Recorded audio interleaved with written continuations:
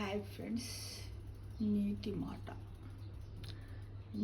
మాట లోపల స్త్రీ యొక్క పాత్ర, మహిళల పాత్ర ఏంటంటే మహిళల పాత్ర అలానే తల్లిదండ్రుల పాత్ర కూడా ఉంటుంది.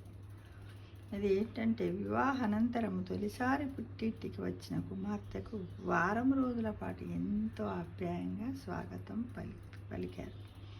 తల్లిదండ్రులు పెళ్ళైపోయి బిడ్డ వచ్చిన తర్వాత అబ్బా ఇన్ని రోజులు పోయిందని ఆ వారమే వాళ్ళకి ఎన్నో సంవత్సరాలు అనిపిస్తుంది కన్నా తల్లిదండ్రులకు. ఆ వారం రోజులు అమ్మాయికి నచ్చినవన్నీ చేసి తినడానికి పెడతారు. తిరిగి అత్తింటికి వెళుతున్నప్పుడు ఒక తండ్రి ఎంతో సువాసన గల ఒక అగరబత్తుల ప్యాకెట్ని ఆమెకి ఇస్తూ ఇలా అన్నాడు, ఏమని, బిడ్డ, నువ్వు అత్తింట్లో పూజ చేసేటప్పుడు ఈ అగరబత్తిని తప్పకుండా వెలిగించు, మర్చిపోకుండా అని చెప్పాడు. అప్పుడు తల్లి చెప్పింది, మొదటిసారి పుట్టింటి నుంచి అత్తింటికి వెళ్తున్న కూతురికి అగరబత్తులు లాంటి వస్తువులు ఇస్తారా, ఎంతో ఖరీదైన ఇవ్వాలి కదా అని తల్లి ఆరాటం. అంతలోనే తండ్రి జేబులో చెయ్యి వేసి తన దగ్గర ఉన్న డబ్బంతా కూతురి చేతిలో పెట్టాడు. అత్తింటికి చేరుకున్న తర్వాత కోడలికి పుట్టింటి వారు ఏమిచ్చారో అని అత్తగారు చూశారు. అందులో ఒక అగరబత్తీల ప్యాకెట్ కూడా కనిపించింది. అప్పుడు ఆమె ముఖం చిట్లిస్తూ, మీ వాళ్ళు ఇచ్చారులే, సరే రేపు పూజలో ఇవి వెలిగించు అని చెప్పింది అత్త. ఇలా ఏకసఖ్యంగా హేళన చేస్తూ మరుసటి ఉదయం అమ్మాయి పూజ కూర్చుని అగరబత్తుల ప్యాకెట్ తెరిచింది. అందులో ఒక చిన్న లేఖ కనిపించింది. మరి ఆ లేఖలో ఏముందో తెలుసుకుందామా మిత్రమా? ఆ లేఖలో ఇలా ఉంది, బంగారం, ఈ అగరబత్తి తాను కారిపోతూ కూడా మొత్తం ఇంటిని సువాసనతో నింపుతుంది. అంతేకాదు చుట్టుపక్కల వాతావరణాన్ని పరిమళభరితంగా ఆనందంగా మారుస్తుంది. ఎప్పుడైనా నీకు భర్తపై కోపం రావచ్చు, కొన్నిసార్లు అత్తమామలపై మనస్సు నొచ్చుకోవచ్చు, మరికొన్ని సందర్భాల్లో మరదళ్ళపై కూడా అలక రావచ్చు. కొన్నిసార్లు ఎవరో చెప్పిన మాటలు నిన్ను బాధించవచ్చు, లేదా పొరుగువారి ప్రవర్తనతో నీ మనస్సు కలత చెందవచ్చు. అలాంటి ప్రతి సమయంలో నా ఈ కానుకను గుర్తుపెట్టుకో బిడ్డా అని తండ్రి ఆప్యాయంగా రాశారు. ఈ అగరబత్తిలా నీవు కాలిపోతూ నీ బాధలను భరించుకుంటూ అత్తింటిని నీ పుట్టింటిలా భావించి నీ ప్రవర్తనతో, నీ మంచితనంతో ఆ ఇంటిని పరిమళభరితంగా, ఆనందభరితంగా మార్చు తల్లి, నా బంగారు తల్లి అని తండ్రి రాశాడు. ఆ లేఖ చదివిన కూతురు ఆపుకోలేక బిగ్గరగా ఏడవసాగింది. అత్తగారు పరిగెత్తుకుంటూ వచ్చారు. భర్త, మామగారు కూడా పూజా గదిలోకి వచ్చారు. ఏమైందమ్మా, ఏమైంది, చేతికి ఏమైనా కాలిందా అని భర్త అడిగాడు. ఏమైందో చెప్పమ్మా అని మామగారు అన్నారు. అత్తగారు చుట్టూ ఏదైనా సమస్య ఉందేమో అని చూశారు.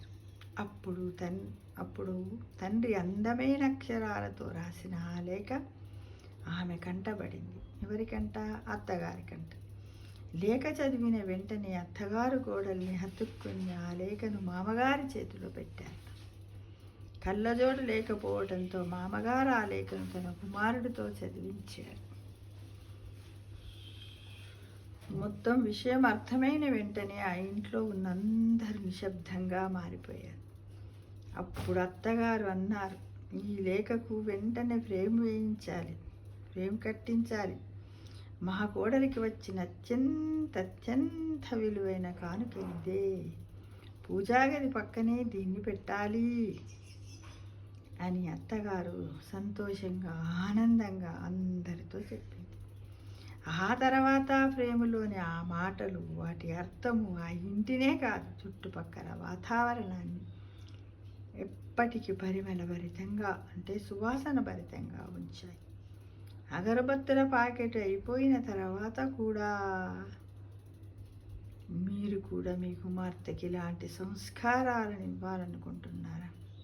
తప్పకుండా ఇవ్వాలి మిత్రం. ఎందుకంటే తల్లిదండ్రులే అమ్మాయిని కన్న తల్లిదండ్రులు కూడా సంస్కారాలు నేర్పి ఆ ఇంటికి పంపించాలి. అబ్బాయిని కన్న తల్లిదండ్రులు కూడా వారు కూడా సంస్కారాలను నేర్పి వాళ్ళు కూడా ఈ అమ్మాయికి ఎలా అయితే అత్తిల్లు ఉంటుందో అబ్బాయికి కూడా అత్తిల్లు ఉంటుంది కదా, అమ్మాయి పుట్టినిల్లు కదా.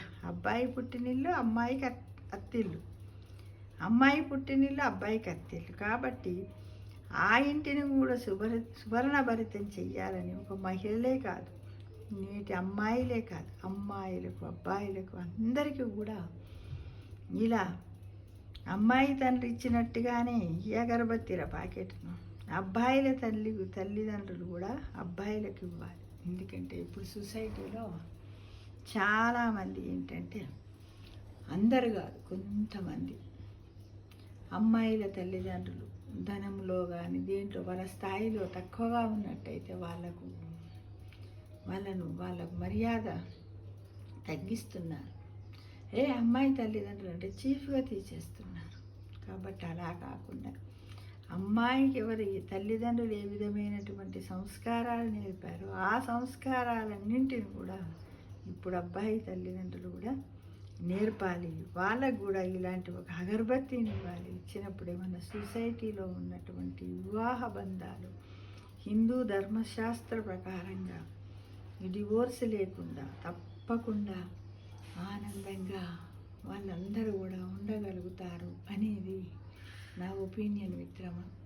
కాబట్టి ప్రతి తల్లిదండ్రులు కూడా అటువైపు వాళ్ళు ఇటువైపు వాళ్ళు, అమ్మాయి తరఫున వాళ్ళు అబ్బాయి తరఫున వాళ్ళు ఎప్పుడు కూడా కుటుంబాలలో మనం జోక్యం చేసుకోకూడదు. చేసుకుంటే ఇలా అగరబత్తీల కూడా అగరబత్తీల ప్యాకెట్ లాగానే మనకు ఒకటి ఇవ్వాలని వాళ్ళందరినీ కూడా భగవంతుడు ఆశించాలని ప్రతి ఒక్కరిని పేరు పేరున కోరుతున్నాను, ఆశిస్తున్నాను. అంతేగా మిత్రమా కదా, అంతేగా ఎవరిదైనా అంతే. ఇక్కడ సంతోషంగా ఉన్నప్పుడే అమ్మాయి ఆ ఇంట్లో సంతోషంగా ఉండగలుగుతుంది. అక్కడ సంతోషంగా ఉన్నప్పుడే ఈ ఇల్లు సంతోషంగా ఉండగలుగుతుంది అనే విషయాన్ని గ్రహించండి. రక్త సంబంధాలను దూరం చేసుకోకండి. ప్రేమాప్యాయతలతో బ్రతకడానికి ప్రయత్నించండి మిత్రమా. సర్వే జనా సుఖినో భవంతు. సంతోషమే సగం బలం. సర్వే జనా సుఖినో భవంతు.